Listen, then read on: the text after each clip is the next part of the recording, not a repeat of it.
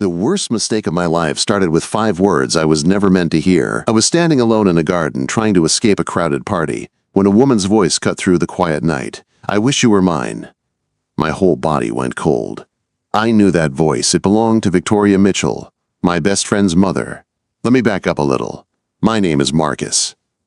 Derek and I have been friends since 8th grade, when he moved to our town. His dad, Philip, worked in investment banking, the kind of guy who wore suits that probably cost more than my rent. They lived in a big house in Westchester, the kind with a gate and a driveway that curves like in movies. From the first day I went over there, Victoria made me feel welcome. She always asked how school was, remembered what classes I liked, laughed at my dumb jokes. When we played video games in Derek's room, she would quietly knock and bring snacks. She knew I hated pickles, so she always made my sandwiches without them. She baked chocolate chip cookies that tasted better than anything from a store. Small things, but they stuck with me. Over time, their house felt like a second home.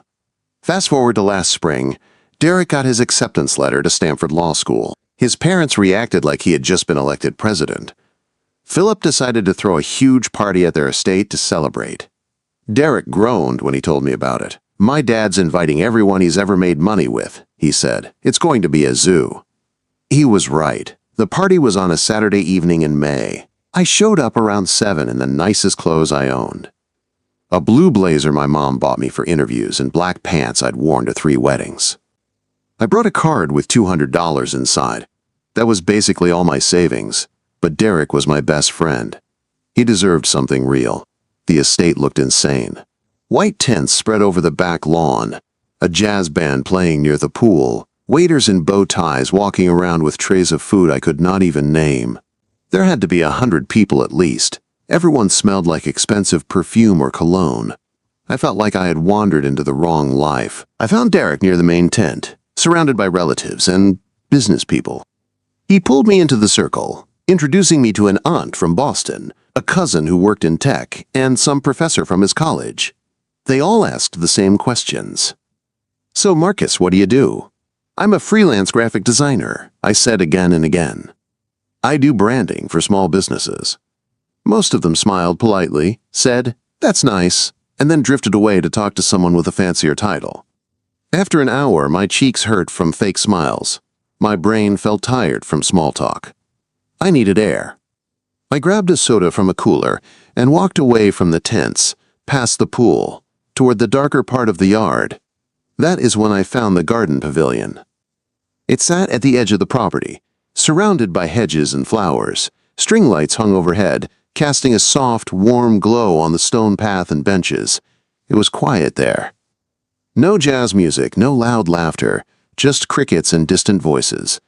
I sat on a stone bench and pulled out my phone, pretending to scroll, just trying to reset my brain. That is when I heard footsteps on the gravel path. Then, that soft, tired voice. "I wish you were mine."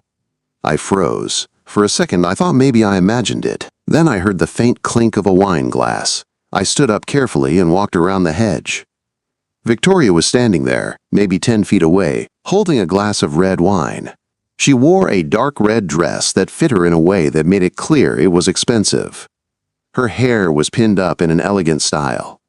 On the outside, she looked perfect, like she belonged to this world of money and polished smiles. But her face told a different story. Her eyes were distant, like her mind was somewhere else. She did not see me at first. I cleared my throat so I would not scare her. She still jumped, turning fast. For 1 second, her face was wide open. I could see real pain there. Then she tucked it away behind a practiced, polite smile. "Marcus," she said, smoothing her dress like she needed something to do with her hands. "I did not know anyone else was out here." "I needed some air," I said. "The party is pretty intense." Quote. She let out a small laugh, but there was no joy in it. Yes, that is one word for it. Something in her tone made me stay instead of going back to the tents. I stepped a little closer but kept a respectful distance. "Are you okay?" I asked. She looked at me for a long moment. It felt like she was deciding whether to let a wall down. Finally, she took a small sip of wine and asked, "Do you know what it feels like to have everything you are supposed to want and still feel completely empty inside?"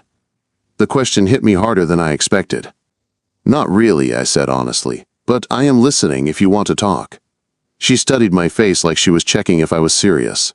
Then she looked past me, out into the dark yard, and started talking. "I have been married to Philip for 28 years, she said. "We live in this beautiful house. We have a wonderful son. Philip's business is successful. From the outside, our life is perfect." She stared down at the wine in her glass. "But inside the house, we barely talk. When we do, it is about schedules and money and dry cleaning. We have not had a real conversation in years." Her voice cracked on that last word. I did not try to fill the silence. I just waited. "I used to be an architect," Victoria went on. "Before I married Philip, I worked for a design firm in Manhattan. I loved it. I loved creating spaces that made people feel something. But when Philip's career took off, everyone said I should quit. Support his work. Raise Derek. Be the perfect wife for dinners and events." "So you gave it up?" I asked. "I gave it up," she repeated softly. "And somewhere along the way, I gave up everything else too. My dreams, my identity. Now I am Philip's wife, Derek's mother, the woman who hosts parties." Then she turned and looked straight at me. "Earlier tonight," she said, "I heard you on the phone out here. You were congratulating someone about a job offer.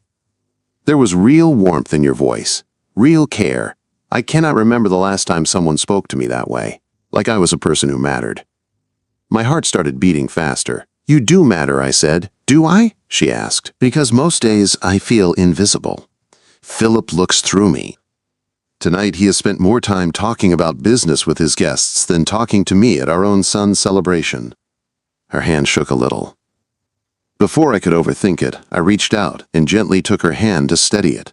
She looked down at where our hands touched, then up at me. She did not pull away.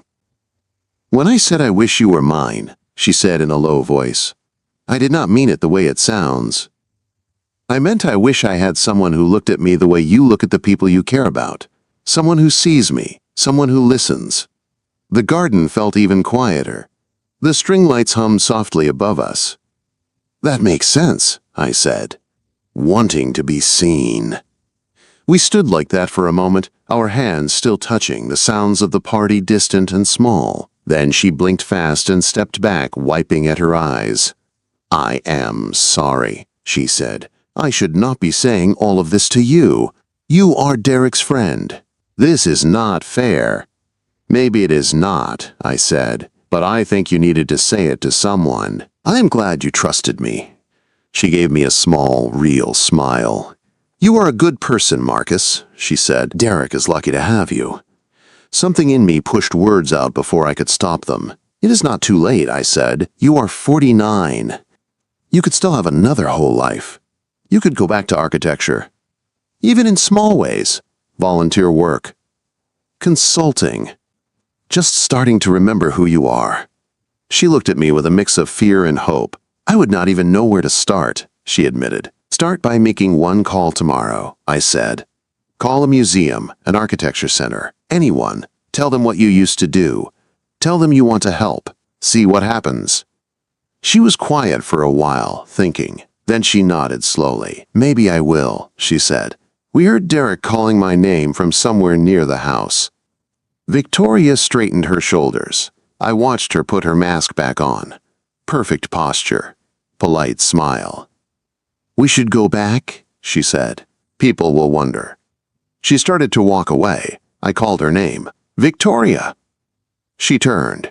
"You are not invisible to me," I said. Her eyes filled with tears again.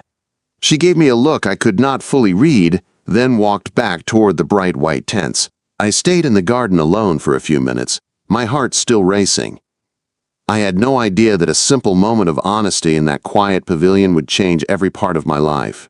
4 days later, my phone buzzed while I was working on a logo. The message was from a number I did not know. "Hi, Marcus. This is Victoria. I hope it is okay that I got your number from Derek. Would you meet me for coffee this week? There is something I would like to talk about." I knew right then that if I said yes, nothing would ever be simple again. I stared at that text from Victoria for a long time. "Hi, Marcus. This is Victoria. I hope it is okay that I got your number from Derek. Would you meet me for coffee this week? There is something I would like to talk about." Every part of me knew this could get complicated. She was my best friend's mother. She was married. She was 23 years older than me, but I could still see her standing in the garden, eyes full of quiet pain, telling me she felt invisible. I typed and deleted my reply 3 times. Then I finally sent it. Sure, when works for you? We agreed on Thursday morning at a place called the Daily Grind on the other side of town. Neutral ground, far from Westchester and the world she was used to. When I walked in, she was already there at a table in the corner. She looked different, not like the polished hostess from the party. She wore jeans, ankle boots, and a soft gray sweater. Her hair was down around her shoulders. She looked younger, softer, more like a real person and less like an idea. "Hi," she said, smiling in a way that reached her eyes this time. "Thank you for coming. I was not sure you would." "Of course," I said, sliding into the seat across from her. "What did you want to talk about?" She wrapped both hands around her coffee cup like she needed the warmth. "I took your advice," she said. "My advice?" "The day after the party," she went on, "I called the Metropolitan Architecture Collective downtown. I told them about my old job, about the projects I worked on years ago. They have a volunteer program for their exhibits and community spaces." Her face lit up. "They asked me to come in for an interview." "Victoria, that's amazing. When is it?" Quote. "I already had it," she said, a grin spreading across her face. "Yesterday. And they offered me a position. It is not paid, but I do not care. I just wanted to feel like an architect again." I felt this warm pride in my chest that surprised me. "I am really happy for you," I said. "You deserve that." We stayed there talking for over an hour. She told me about her old life at a design firm in Manhattan. The late nights, the tricky clients, the joy of seeing something she drew turn into a real building. I told her about my freelance work, the clients who changed their mind every 5 minutes. The jobs that fell through, the fear that I would never quite make it. We argued in a friendly way about design, too. She liked clean lines and natural light. I liked bold colors and graphic shapes. It felt easy with her. Not like talking to someone's mom, more like talking to someone who understood this part of me that most people never saw. When we finally stood up to leave, she looked almost nervous. "Can we do this again?" she asked. "I do not have many people to talk to about design anymore. Philip does not care about it. My friends do not really get it." "Yeah," I said, "of course. Just tell me when." After that, it became a pattern. Twice a week, we met at different cafes around the city. She told me about the collective's next showcase. I showed her my logos and website layouts. She asked real questions and gave real feedback. Not fake praise, not forced interest. Real, careful thought. I started to look forward to those meetings more than I wanted to admit. One morning in early June, she walked into the cafe looking upset. No makeup. Hair pulled back in a loose tie. Dark circles under her eyes. "What's wrong?" I asked as soon as she sat down. "The collective is designing a lounge area for the new showcase," she said, rubbing her forehead. "They want it to feel open and welcoming but still cozy. I spent 3 hours yesterday moving furniture, and nothing felt right, so now I am second-guessing everything. Maybe I forgot how to do this." "You did not forget," I said. "You just need fresh eyes." "Want me to take a look?" She blinked at me like she was not sure she heard me right. "You would do that?" she asked. "Sure," I said. "I have some flexibility this afternoon. I can come by, walk the space, see what you are working with." Her whole body seemed to relax. "Thank you," she said softly. I really could use the help. That afternoon, I met her at the collective. The building had high ceilings, old windows, and weird corners that made the space tricky. The lounge area was filled with couches, chairs, and lamps in random positions, like someone had dropped them from the ceiling. We spent 4 hours moving things around. Sliding couches, angling chairs, testing sightlines. She would suggest an idea. I would tweak it. I would point out a problem. She would come up with a solution. We argued in a playful way about whether the reading chairs should face the windows or the art wall. "Angle that chair about 15 degrees to the left," she called out while I dragged a heavy armchair across the floor. I shifted it. Suddenly, the whole seating area clicked together, like everything finally made sense. "That's it?" she said, walking over to stand beside me. "That is exactly right." We stood there, shoulder to shoulder, looking at what we had made together. "We make a good team," she said quietly. "Yeah," I said. "We do."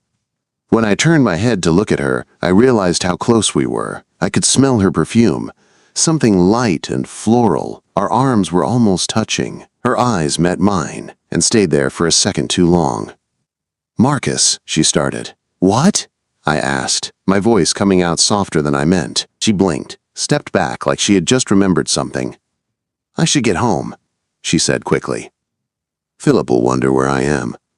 Over the next few weeks, I helped her at the collective more and more. Sometimes early in the morning before visitors came, sometimes late in the day when the building was quiet.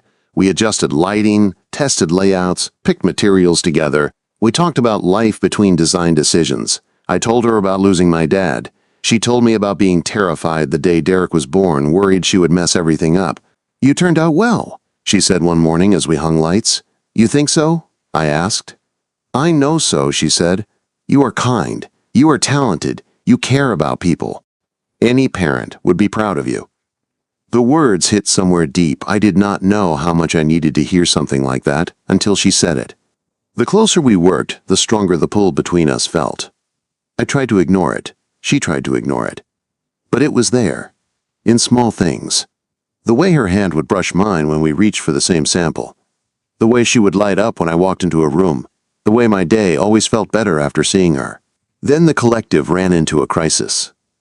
"The opening is Friday," she said on the phone one night, panic in her voice. "Our main installation just fell through. The architect got sick and had to back out. We need something strong in the center of the room or the whole show will feel thin." "What was it supposed to be?" I asked. "Something that shows the connection between traditional and modern design," she said. "Something that makes people stop and really look. I do not know where to get that in 3 days." My mind started racing. "What if it is not a physical object?" I said. "What if it is digital? I could design an installation with projected images on fabric panels. Moving patterns. Old designs blending into new ones. It could change slowly through the night." She went silent for a second. "Could you really do that?" she asked. "I can try," I said. The next 3 days were a blur of coffee and no sleep. I built patterns based on old buildings and modern shapes. I coded animations that flowed from one style to the other. Victoria came by my apartment twice with takeout and energy drinks, sitting beside me as I worked, asking questions, suggesting colors. Friday night came too fast. The installation hung in the center of the main room, 6 tall panels with moving lights and patterns spreading across them like living art. People stood beneath them, taking pictures, staring up. I stood near the back, watching the guests, watching the way they reacted, watching Victoria. She was glowing. She moved through the crowd talking to architects and board members. Her smile was real. Her hands moved as she explained ideas. For the first time, I saw her in her element, not as someone's wife or someone's mother, but as herself. Around 8, Philip arrived. I recognized him right away in his expensive suit and polished shoes.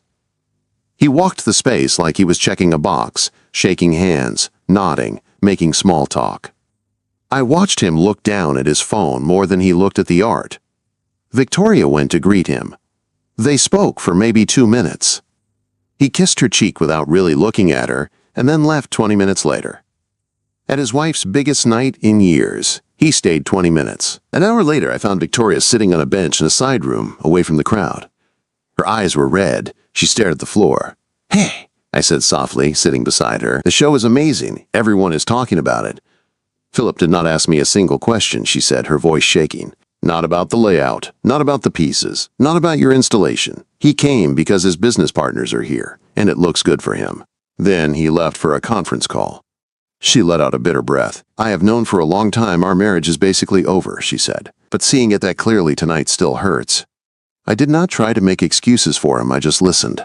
"Why am I not enough for him to show up?" she whispered. "Why does he not see me?" "This is not about you not being enough," I said firmly. "It is about him not knowing how to value what he has. You are brilliant.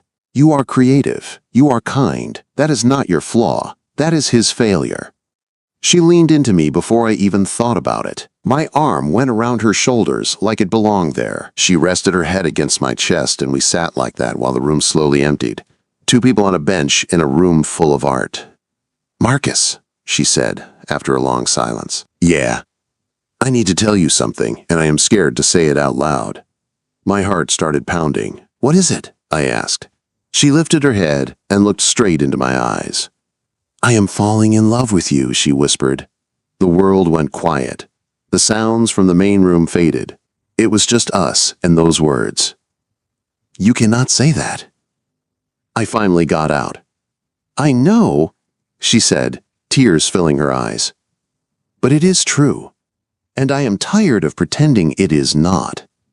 I should have stood up and walked away. She was married. She was Derek's mother. Every part of logic screamed at me to stop this before it went further. But my heart had already crossed that line. "I am falling for you too," I admitted. "I have been trying not to, but I am." She reached up and touched my face with her fingertips, soft and careful. "What are we going to do?" she asked. "I do not know," I said honestly. She leaned in slowly, giving me every chance to move. I did not. When her lips touched mine, it felt wrong and right at the same time. Wrong on paper, right in every feeling I had been trying to bury. The kiss was soft, careful, full of all the things we were afraid to say. When we pulled apart, she was crying. "This is impossible," she whispered. "You know that." "Probably," I said, "but that does not make it less real." 2 weeks later, I was in a coffee shop working on a logo when Derek walked in and sat across from me with a smile. "Hey, man," he said, "you have been a ghost lately." I tried to smile back while my heart pounded against my ribs. Then he stirred his coffee and said, "Can I ask you something weird? Have you noticed my mom acting strange lately?" Derek's question hit me like a punch. "Have you noticed my mom acting strange lately?" We were sitting at a small table in a busy coffee shop near campus. I had my laptop open, pretending to work. He had just walked in, all casual, smiling like nothing in our lives was on fire. My heart was beating so loud I was sure he could hear it. "Strange how?" I asked, trying to sound relaxed. He stirred his coffee slowly, watching the spoon spin.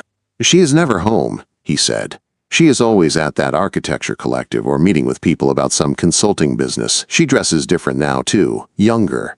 And she is always on her phone, smiling at messages she will not show anyone." I swallowed hard. "Maybe she is just happy doing work she likes again," I said carefully. "You know she used to love architecture." "Maybe," Derek said, but he did not sound convinced. "But there is more. Yesterday I needed to use her laptop." Mine was updating. When I opened it, some message popped up from an app I did not recognize. Before I could even read it, she ran across the room and slammed it shut like it was on fire. His eyes met mine. "I think she might be seeing someone." My stomach twisted. "What makes you say that?" I asked, my voice tight. "She acts like someone in a new relationship," he said quietly.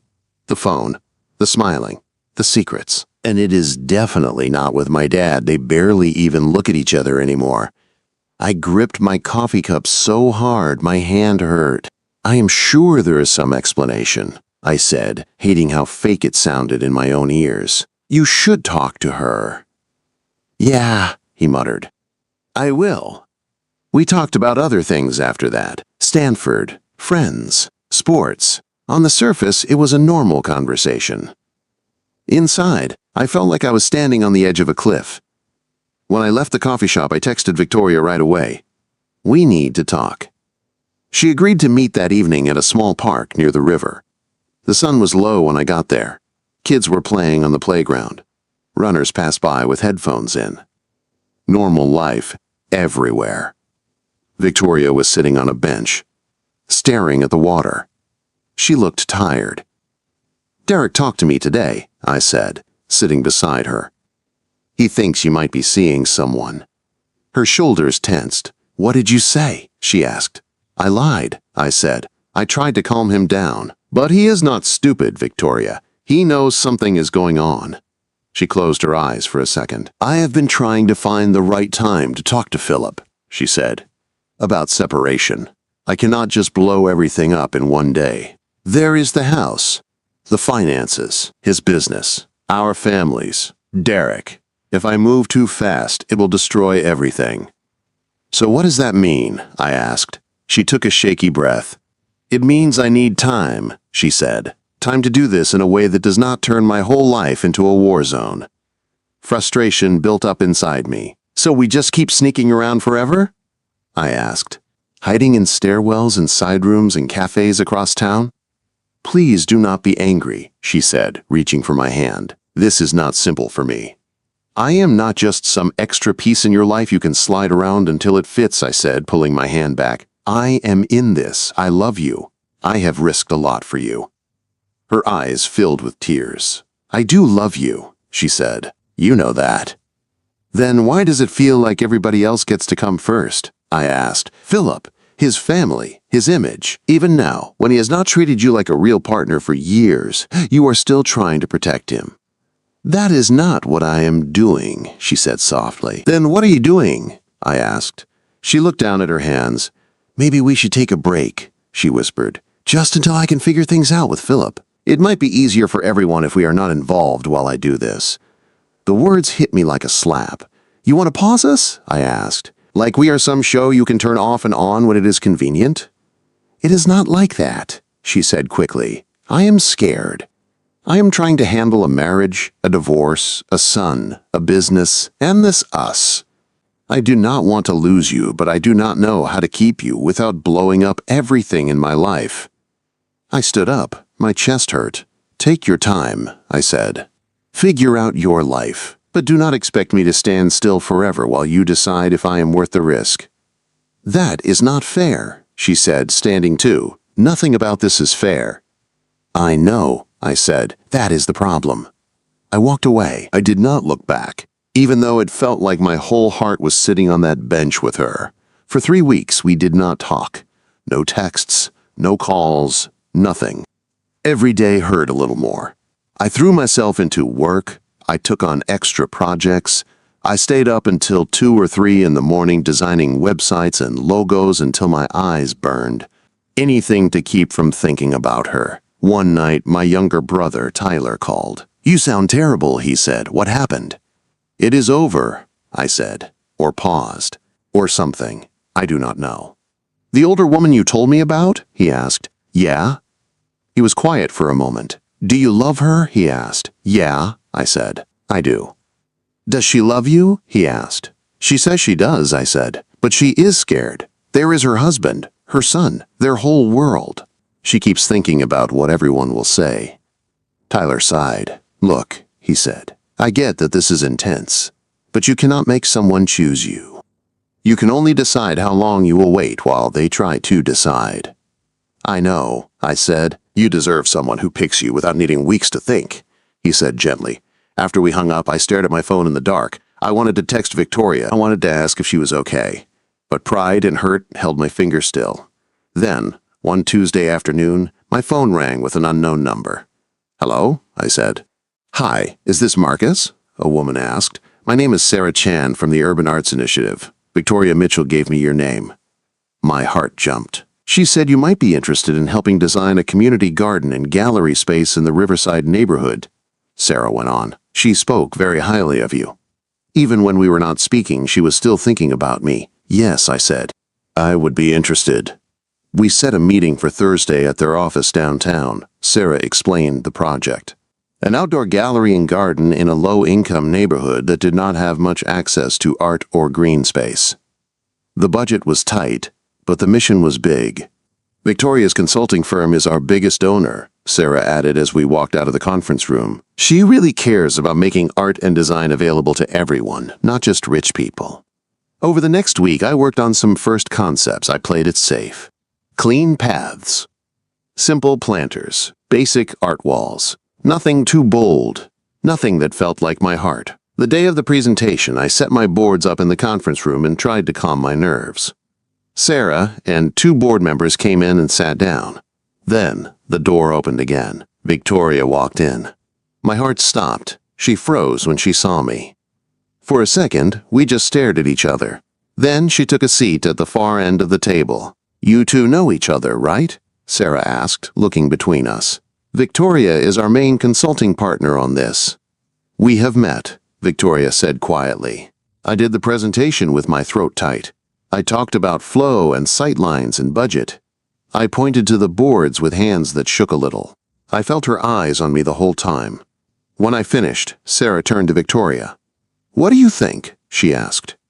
Victoria studied the designs for a long moment. They are good, she said finally. Safe, functional, but this is not his best work. Her eyes met mine. I have seen what he can do, she said. He can create spaces that change how people feel, not just give them somewhere to sit. These designs are holding back. Her words stung because they were true. After the meeting, I caught her in the hallway. Can we talk? I asked. She glanced around at staff walking past. Not here, she said. Stairwell. We slipped into a nearby service stairwell that smelled like cleaning supplies. She stood one step above me. We were almost eye level. You were right, I said, about the designs. I have been holding back. I cannot focus. I did not mean to embarrass you, she said quietly. I just know what you are capable of. You still pay that much attention? I asked before I could stop myself. Tears shone in her eyes. Marcus, I need to tell you something, she said. What? I asked, bracing myself. I asked Philip for a separation, she said. My hand tightened on the railing. When? I asked. Last week, she said. I told him I have not been happy for years, that we live like roommates, not partners, that I cannot keep pretending. What did he say? I asked. She let out a bitter laugh. He was not surprised, she said. He told me he has been seeing someone in London for 5 years, a woman he met through his business. 5 years. He actually seemed relieved that I brought up separation first. Anger burned in my chest. So all this time you were scared to blow up his life, and he already moved on, I said. She nodded, eyes wet. I am not free yet, she said. It will take months to settle everything. Lawyers, assets. Telling Derek. But I wanted you to know that I am choosing this. I am choosing to be honest about my life, about what I want, and part of what I want is you. My heart pounded so hard I could hear it echo in the stairwell. Victoria, I started. Her phone rang in her purse, loud in the small space. She glanced at the screen, and her face went white. It is Derek, she whispered. He never calls during work hours. She answered with a shaky hello, then listened. I watched the color drain from her face. Yes, she said. I am still at the Initiative building. She looked at me with pure fear in her eyes. I will be right down, she said, then hung up. What is it? I asked. Derek is in the parking lot, she whispered. He saw us walk into the stairwell together. She swallowed hard. He knows something is happening between us. When Victoria said Derek was in the parking lot and had seen us walk into the stairwell together, my stomach dropped. What are you going to do? I asked. I have to go down there, she said, voice shaking. He is my son. I wanted to follow, but I knew I could not. This was between them. Between mother and son. Between the life she had and the life she was trying to build. I will give you space, I said. Text me if you need anything. She nodded, then hurried down the stairs. I stayed there, gripping the railing, listening to the echo of her footsteps fade. I had never felt more helpless in my life. For 5 days, I did not hear from her. Nothing. No call, no text. The only message I got was a short one on the second day. I need time to deal with Derek. Please give me space. So I did. I poured myself into redesigning the garden gallery project like my life depended on it. I stopped playing it safe. I stopped worrying about what was too bold. I designed something that felt like the story of us. Curving paths that pulled people forward. Layers of plants and art that revealed themselves slowly as you walked. Quiet corners where you could sit and think. Every choice I made, I thought, what would Victoria say about this? On the 6th night, around 11, someone knocked on my apartment door. Hard. The kind of knock that makes your heart jump. I opened it and found Victoria standing there in sweatpants and an old jacket. Her hair was messy, and her eyes were red and swollen like she had been crying for hours. "Can I stay here tonight?" she asked in a small voice. "I cannot be alone." I stepped aside and pulled her into a hug before she even crossed the threshold. She broke down in my arms, crying so hard her whole body shook. I held her close, one hand on her back, the other on the back of her head, just trying to keep her from falling apart. "Derek will not talk to me," she said finally, voice rough from crying. "He found out about us. He said he saw the way we looked at each other." He put the pieces together. She sat on my couch, pulled her knees up, and showed me her phone with shaking hands. "He sent me one text," she said. "You should see it." I read the message. "I cannot believe you would do this to our family. You are selfish and disgusting for getting involved with my friend. You ruined everything I thought I knew about you." The words felt like a knife. "I am so sorry," I said, sitting beside her. "This is my fault. I should have stayed away. I should have never crossed that line." She turned to me fast, eyes fierce, even through the tears. "No," she said. "This is not only your fault. I made my choices. I chose to text you. I chose to meet you for coffee. I chose to fall in love with you. Those were my decisions. I will not let you carry all the blame." Quote. We fell asleep on the couch with the TV off, her head on my chest and my arms around her. It was not romantic in that moment. It was two people holding on to each other so they did not drown. In the morning, weak sunlight leaked through my blinds. Victoria woke up, wiped her face, and sat up slowly. "I should go," she said. "There are lawyers to call, papers to sign, messages to answer, people to disappoint." "Stay a little longer," I said. "Just for a few minutes." She looked at me with tired eyes. "This is going to get worse before it gets better, right?" she asked. "Probably," I said. "People will talk. Some will judge. Derek will need time. Philip's side will make this ugly if they want to." She studied my face. "Are you sure you want this?" she asked.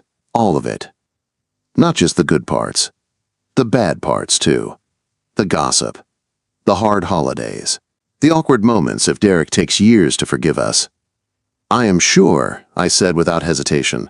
"I want you. Not the easy version. The real one."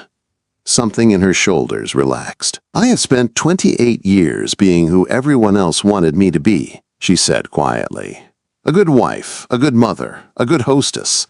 I am done living like that. I want a life that is honest, even if it is messy." The next few months were exactly that, messy. Philip and Victoria started the legal process of separation and then divorce. It was slow and full of meetings and phone calls and forms. There were arguments about the house, the cars, the investments. There were polite, cold emails from lawyers. The story spread through their social circle. Some people sided with Philip. Some whispered behind Victoria's back. A few old friends stopped returning her calls. Derek stayed distant. He answered some of her texts with short replies. He ignored others completely. He did not speak to me at all. The only thing that made sense during that time was the Community Garden Gallery project. I poured my soul into it. I redesigned everything from the ground up. Raised garden beds mixed with art pedestals. Murals that wrapped around corners. Walkways that made people feel like they were moving through a story instead of just a park.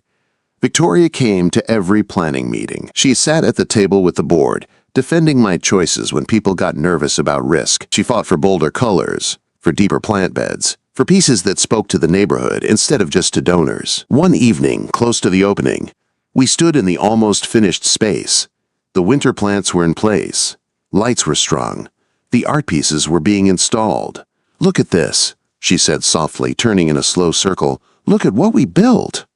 She was not talking about just the garden. I knew that. "We made something real," I said. "Something that matters." The official opening was on a cold Saturday afternoon. The Riverside neighborhood showed up in force. Families in heavy coats. Kids running between the beds. Elderly residents leaning on canes, smiling at the art. I stood near the entrance, watching people move through the space. Watching them stop and sit. Watching them take pictures of each other in front of murals. Listening to them say things like, "I cannot believe this is in our neighborhood now." That was when I saw him, Derek. He stood near the back, hands in his pockets, looking around with an unreadable expression. My heart started racing. I went to find Victoria. She was near one of the sculptures, talking to a reporter. When she saw my face, she stepped aside. "What is wrong?" she asked. Derek is here, I said quietly. Her eyes filled with fear and hope at the same time. Where? She whispered. I nodded toward the back. She saw him and froze for half a second. Then she started walking toward him, slow and careful. I stayed where I was, giving them space. They talked for a long time. I could not hear what they said over the noise of the crowd, but I saw Derek look down a lot. I saw Victoria crying. I saw him wipe his eyes once with the back of his hand. At one point, he held up his hand when she stepped closer. My chest tightened. Then, a moment later, he let her hug him. It was quick and awkward, but it was something. When it was over, and he left, she came to find me. Her cheeks were wet, but she was smiling in this fragile way. He came, she said, sitting beside me on one of the benches we had installed. He actually came. What did he say? I asked. He said he is still hurt, she said. He is angry. He does not understand everything. But he can see I am happier than I have been in a long time. He said the gallery is beautiful. He said he can tell it came from people who care. She wiped her eyes.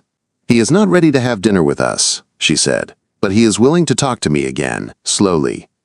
That is a start, I said. Over the next months, life shifted, little by little. Derek called his mother once a week. At first, it was short and stiff. Then it became more normal. They talked about his classes, her work, the projects at the gallery. Philip and Victoria's divorce was finalized in April. She got enough to be stable and to start her consulting firm fully. They agreed to be fair instead of cruel. It surprised everyone, including them. By May, Victoria and I were looking at brownstones together. We found a small place with big windows and wood floors in a neighborhood halfway between her clients and my usual jobs. As we signed the lease at the real estate office, she squeezed my hand. Are you sure about this? She asked. Living together means there is no going back. No pretending we are just colleagues or friends. I am sure, I said. She smiled, eyes shining. I am more sure about this than I have been about anything in years, she said. We moved in June. The first week felt strange. 2 toothbrushes by the sink, 2 coffee mugs on the counter, her sketchbooks next to my laptop. Our lives, side by side. On the second week, Derek came over for dinner. He stood in the doorway for a second, taking in the living room, the art on the walls, the stack of design books on the coffee table. I like the place, he said carefully. Thank you, Victoria replied. Dinner was awkward at first. Long pauses, safe topics. But as the night went on, we relaxed a little. We joked about a bad movie on TV. We talked about food. Derek asked me a few questions about the garden project. When he left, he hugged his mom. Then he turned to me. I am not ready to pretend everything is fine, he said. But I am trying. That is all I can ask, I said. On the 1-year anniversary of the night in the garden pavilion, I drove Victoria back to the old estate. The house was empty now.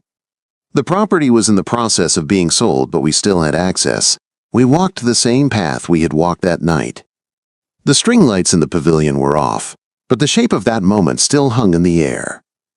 A year ago, you said something out here, I said. You said you wished I was yours. She smiled softly. I was not supposed to say it out loud, she said.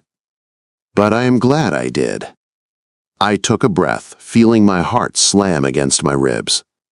Then I dropped to one knee, right there on the stone path, the same place I once stood trying to comfort a woman who felt invisible. Victoria covered her mouth with both hands. Marcus, she whispered. I pulled a small ring box from my pocket and opened it. I know this has not been an easy road, I said. We have hurt people. We have been judged. We lost things along the way, but we also built something honest. Something real. I love you, Victoria. Will you marry me? She started crying, shaking her head like she could not believe this was real. Yes, she said through tears. Yes, absolutely yes. She pulled me up and kissed me. It felt like every hard night and every quiet morning and every risk we took had all led to that one moment. We got married 3 months later in the garden gallery we designed together. Tyler was my best man. He made a speech that had everyone laughing. Derek stood in the front row, eyes shining. Finally understanding that his mother's happiness did not erase his past, it just gave her a future. Someone showed me a card later that Philip had sent. It said he hoped we would both find what we were looking for. It was strange, but also a kind of peace. When I stood there with Victoria's hand in mine, looking at the space we built and the people who stayed, I realized something important. We had given up the easy story, the one where everything looks perfect from the outside. Instead, we chose the hard story, the honest one. We proved it is never too late to stop living for other people's expectations. Never too late to be seen. Never too late to say, "I wish you were mine," and then have the courage to build a life where that wish comes true.